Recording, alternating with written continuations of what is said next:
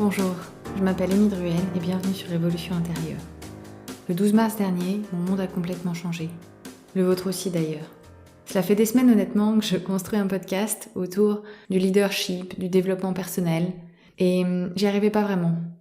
La semaine dernière, quand tout a changé, je me suis dit qu'en fait, ce qui était important pour moi, c'était de partager mes certitudes et mes outils de coach avec vous pour voir comment est-ce qu'on pouvait vivre ce moment plus sereinement tous ensemble.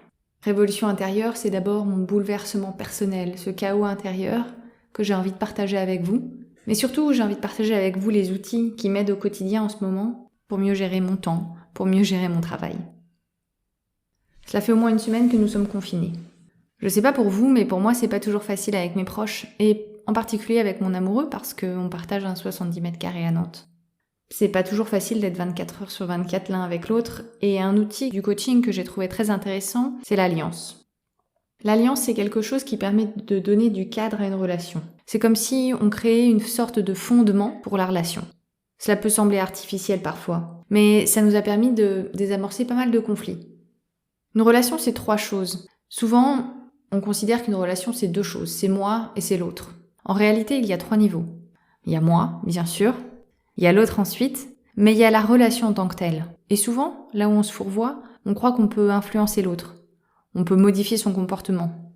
Bah non, on est quand même toujours en démocratie, ça marche pas comme ça. En revanche, ce qu'on peut faire, c'est qu'on peut travailler sur la relation. Parce que, et moi, je suis dans cette relation, et l'autre l'est aussi. C'est comme si on avait un triangle avec 3 sommets, moi, l'autre et la relation. L'alliance qu'on construit, c'est une alliance qu'on construit autour de la relation. C'est un peu comme si on donnait un contrat à cette relation, un fondement. Cette sorte de contrat tacite permet de cadrer la relation et surtout de lui donner une intentionnalité. C'est aussi une façon de prendre soin de cette relation et de se dire qu'on y tient. La première chose quand on définit une alliance, quand on définit un contrat, c'est essayer de se donner une intention. C'est un peu comme si on donnait une direction finalement à ce cadre-là. Ce qu'on s'est donné de notre côté, c'était l'intention de se prendre soin de soi. Ça peut paraître évident comme ça, mais c'est toujours mieux en le disant. Ensuite, pour définir une alliance, on essaye de travailler sur 4 axes. Ce que je peux exiger, ce que je peux souhaiter, ce que je peux tolérer et ce que j'interdis dans le cadre de cette relation. Comme si finalement on créait un petit peu des règles.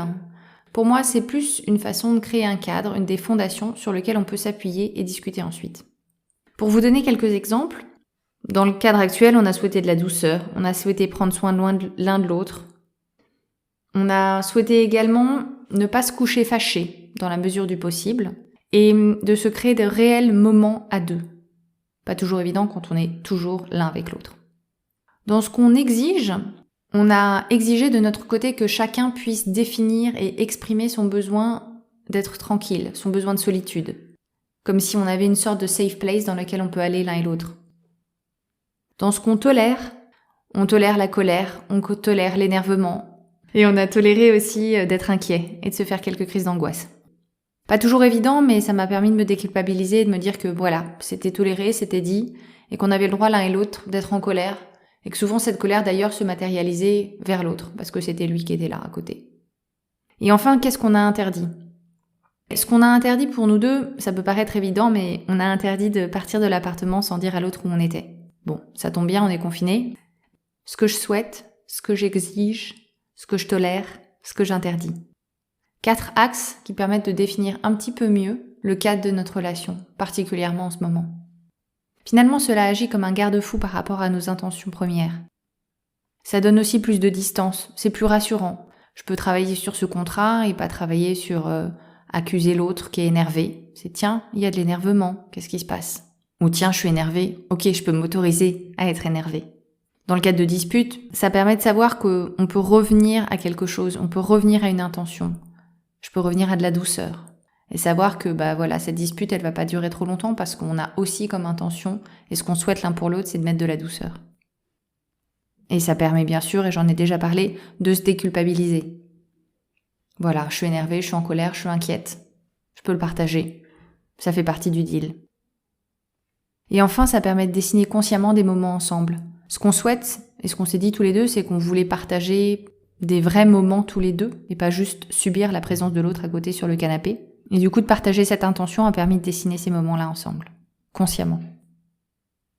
Pour conclure, je vous invite à essayer de construire cette alliance, ce contrat à deux, de vous amuser, d'essayer d'en faire quelque chose de fun et que chacun d'entre vous peut ajouter quelque chose à cette relation, à ce cadre-là, à cette alliance.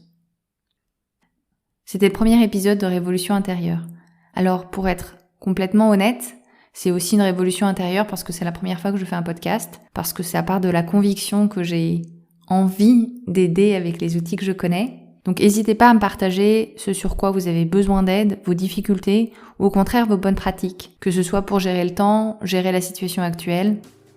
J'ai un peu le cœur qui bat, j'ai un peu les mains qui tremblent.